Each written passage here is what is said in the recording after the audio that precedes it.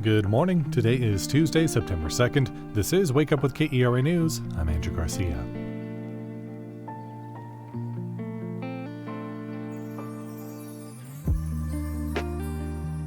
This weekend's storms have largely cleared up, though east of I-35 could see some rain this afternoon. Otherwise, we're expecting a sunny day ahead. Highs will be in the upper 80s. The new Texas congressional map has left some Tarrant County voters wondering what it means for them, how the new maps change Tarrant County's representation. That's after the news. A state judge will decide whether to allow a third power source for a controversial Bitcoin mine in rural Hood County. KERA's Pablo Arauz-Peña reports residents are pushing against the expansion. Two plants already sit near the Bitcoin mine in Mitchell Bend, a rural part of Hood County near Granbury. An administrative judge is now deciding whether regulators should grant a permit to Constellation Energy, the plant's owner. Cheryl Shadden lives nearby and says a third gas-fired power generator would make noise and environmental pollution worse. We suffer with our health. We suffer with our property value loss. We suffer with disruption to our lives and our livestock and lack of sleep. A spokesperson for Constellation says the new plant meets environmental standards and would bring jobs and energy. For KERA News, I'm Pablo Arauz-Peña.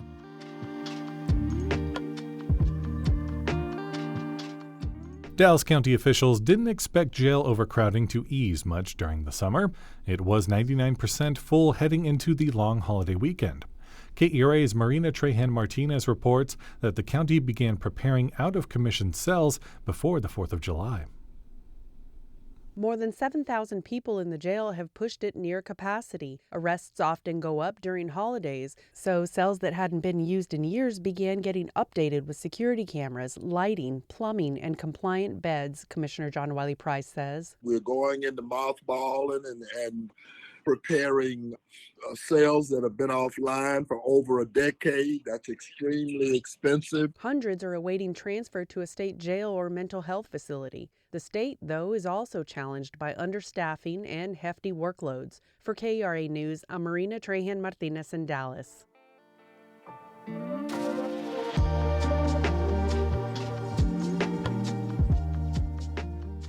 President Donald Trump got what he wanted when Texas Republicans redrew the state's congressional maps, giving themselves a chance at 5 new seats next year. Some Tarrant County voters say the new map silences people of color in cities by lumping them into more rural districts. As KERA's Miranda Suarez reports, others contend more Republican leadership is exactly what the state needs.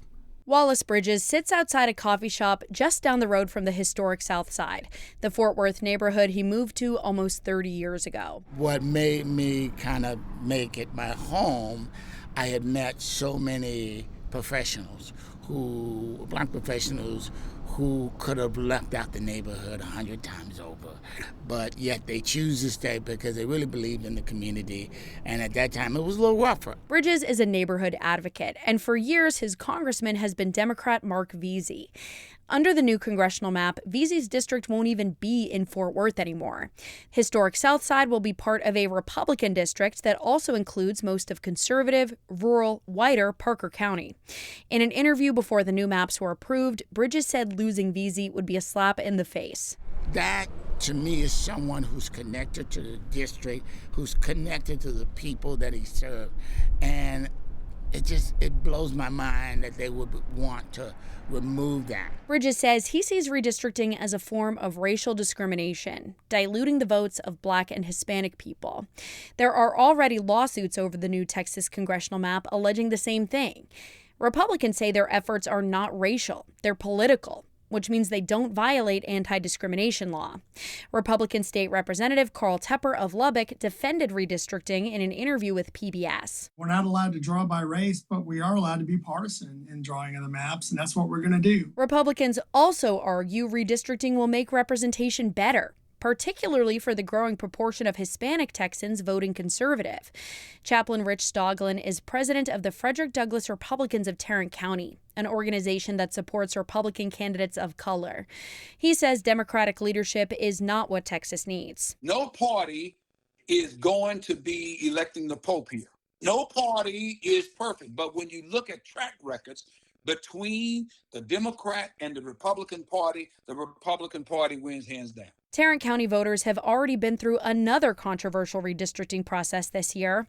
Republican county commissioners redrew their precinct boundaries to add another Republican-friendly seat to the commissioners' court. There are now 2 lawsuits pending over that redistricting, and the arguments are similar to the ones going on over the new congressional map. The Tarrant County lawsuits accuse Republicans of diluting the power of Black and Hispanic voters by jamming them into a single precinct. The county's attorneys argue redistricting was purely partisan. Congressman Mark Veazey does not agree. There was no need to pack that district the way it was packed. That's pure insanity. That is crazy. That is like classic Jim Crow. Veazey was at the Southside Community Center in Fort Worth for a town hall about redistricting. This was before the maps passed and before Veazey got drawn out of his hometown.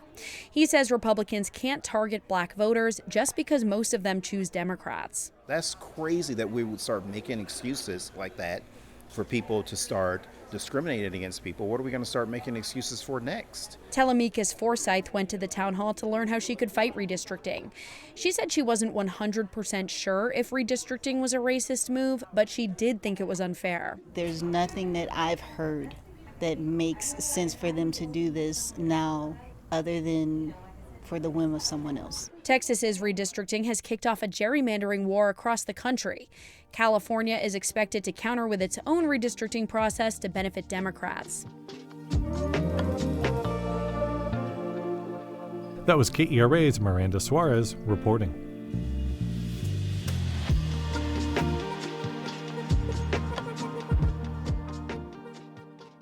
The Dallas Wings lost their game against the Minnesota Lynx last night, 96-71.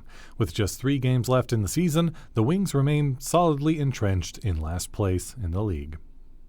It's not quite spooky season yet, but you can catch a rooftop screening of Scary Movie tonight at sundown at Granada. For more information and some other fun things to do, visit our Go See DFW calendar at kera.org/calendar.